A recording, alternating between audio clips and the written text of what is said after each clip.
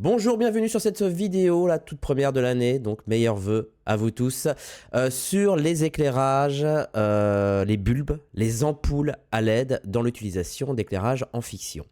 Ça paraît tout simple, ça paraît tout con, mais ça mérite tout de même un débat. Enfin une réflexion quoi, enfin une lumière.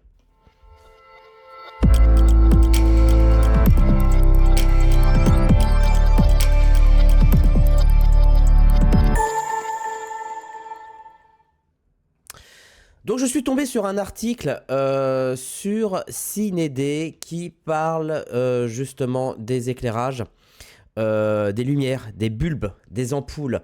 Vous savez, celles qui sont dans le jeu, celles qu'on voit à l'image, parce que, bon, vous n'êtes pas sans savoir que les bulbes ont fait leur apparition, on les attendait depuis très longtemps, j'ai déjà fait des vidéos là-dessus, notamment sur les bulbes à puture, les astéras et tout, qui sont en fait des projecteurs à part entière, sauf qu'ils ont l'allure d'une ampoule domestique. Alors une allure c'est un peu vite dit parce que quand on regarde un peu par exemple les bulbes à puture qui sont relativement... ça rentre pas dans toutes les lampes de chevet, hein. Voilà, ou ceux de chez Nine Night qui sont aussi gros, voire même c'est même plus des ampoules, c'est des projecteurs. Il y a uniquement ceux de chez Astera qui ont la forme d'une ampoule classique et donc qui peut aller pratiquement dans tous les abat-jours, les lampes de chevet, etc. Dans cette pratique, on est en train de demander si finalement, comme ce sont des projecteurs qui se contrôlent par DMX, comme ils font entre 7 et 15 watts par ampoule en fonction de la marque, on se demandait si on pouvait simplement éclairer une séquence de fiction, hein, un intérieur nuit par exemple, uniquement avec ces bulbes. Et ça, c'est souvent la question qu'on se pose. En plus, on se dit, bon, bah, les sensibilités de caméra ont nettement évolué, puisqu'on est passé en gros de 800 ISO à plus de 2000 ISO, si on compte pas en plus le dual ISO qui peut monter jusqu'à 4000 et autres. Voilà, la question c'est de savoir est-ce que ça fonctionne. Alors là, il y a un schéma. On va pas trop parler de l'article en lui-même parce que bon, je le trouve un peu simple. Mais voilà, là on pose par exemple une image où on pourrait croire que ce personnage est éclairé uniquement par les deux ampoules, dont une qui provoque ce qu'on appelle un 3/4 face droit, d'accord, et l'autre qui en opposition. Les oppositions, ça fonctionne toujours bien, hein. Les 3/4 face, les 3/4 contre gauche. Voilà, c'est deux directions un peu opposées. Mais en fait, il n'en est rien, puisque l'installation, on la voit un peu plus loin, c'est celle-ci, où on a deux projecteurs avec une petite mama, là, c'est mignon, une petite mama, et une diffusion. J'avoue, petite installation à l'ancienne, hein, avec les gélatines. Mais voilà, on montre que finalement, il n'en est rien. Ce n'est pas les ampoules, ce n'est pas les bulbes qui sont présents sur le plateau qu'on voit à l'image qui éclairent la séquence, mais bel et bien des vrais projecteurs. Alors ça, c'est souvent une question que je me suis posée en fiction et que j'ai essayé un peu de tout, sachant qu'aujourd'hui, on a un panel de projecteurs en plus qui sont bicolores, en plus qui sont RVB et en plus qui sont dimmables et en plus qui sont DMX. Donc on se dit, est-ce qu'on peut pas zapper les projecteurs? En fait, finalement, ça ne marche pas. On est obligé, même si la caméra est très sensible, on est obligé d'utiliser des projecteurs, ce que je pourrais appeler des projecteurs de substitution. Et la raison est toute simple. C'est que finalement, si les bulbes qui étaient dans le décor que l'on voit à l'image devaient éclairer les personnages, le sujet, déjà il faudrait que ce soit un décor très petit, mais en plus ça voudrait dire que les bulbes sont poussés à 100%. Et si on en a un qui se trouve alors dans une lampe, dans un abat-jour qui est en plus clair, enfin voilà, l'abat-jour est totalement surexposé. Ça veut dire qu'il y a deux solutions. Soit on pousse les bulbes à pleine balle, et dans ce cas-là, ça éclaire un tout petit peu le sujet. On le voit, là, ils ont fait un test. Je crois que c'est où Voilà, ils ont fait un test. Genre, je crois que ça, c'est l'image uniquement éclairée par le bulbe. Vous voyez? Donc, soit ce n'est pas assez fort, soit on augmente la sensibilité de la caméra, ou on augmente la puissance des bulbes, et dans ce cas-là, eh ben, ce sont les bulbes en eux-mêmes ou l'abat-jour qui explose. Et on a une absence de détail.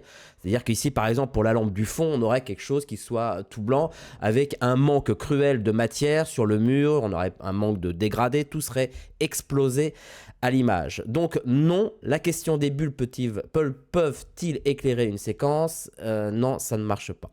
Ou alors il en faudrait partout, quoi.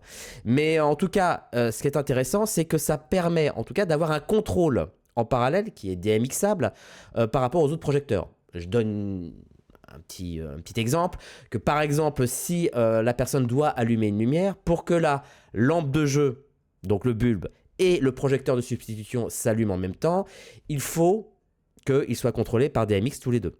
Or, si tu achètes une ampoule, même à LED, à Leroy Merlin, eh bien, tu n'auras pas la possibilité de la contrôler en DMX. Donc en fait, le seul truc que je pensais qui était intéressant, c'est qu'à l'époque, je me disais, chic, maintenant on a des bulbes, on a un IRC qui est parfait, on a du bicolore jusqu'à 2008, jusqu'à 6005, et en plus on a du RVB, ça va être pratique.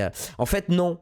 Non, parce que malheureusement, ce n'est pas des projecteurs qu'on va utiliser. J'avais déjà essayé au début, quand ils sont sortis, et finalement ça posait beaucoup plus de problèmes dans le sens où on se retrouvait très vite avec des ampoules surexposées qui braillaient dans l'image, qui créaient des flares indésirables, et donc ça ne pouvait pas marcher. On était obligé de se dire, bon bah revenons à l'ancienne, avec des projecteurs de substitution.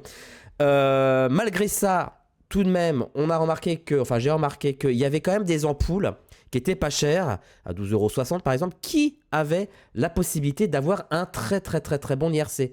Comme ici, on a une ampoule chaude. Alors évidemment, on n'y a pas un contrôle sur la température de couleur, c'est plutôt des températures qui sont fixes. Une ampoule qui font 7 watts. Donc vous pouvez imaginer que ça fait l'équivalent de 80 watts en tungstène et qui a la possibilité d'avoir un très bon IRC, ici de 95. Oui, parce que même si ça ne joue pas pour éclairer le décor, ça quand même, on va dire, ça déborde, quoi. Ça peut baver sur la comédie et il ne faudrait pas non plus que ce soit des lumières un peu dégueulasses. Donc là, on a des IRC de 95 et en plus, cerise sur le gâteau, ces projecteurs ont la possibilité d'être réglés en intensité. Ça veut dire que si l'abat-jour est blanc, et qu'on a un bulbe à l'intérieur qui est trop fort, et ben plutôt que mettre du neutre comme on faisait au début, c'est-à-dire qu'on coupait des feuilles de neutre et on le mettait tout autour de la lampe.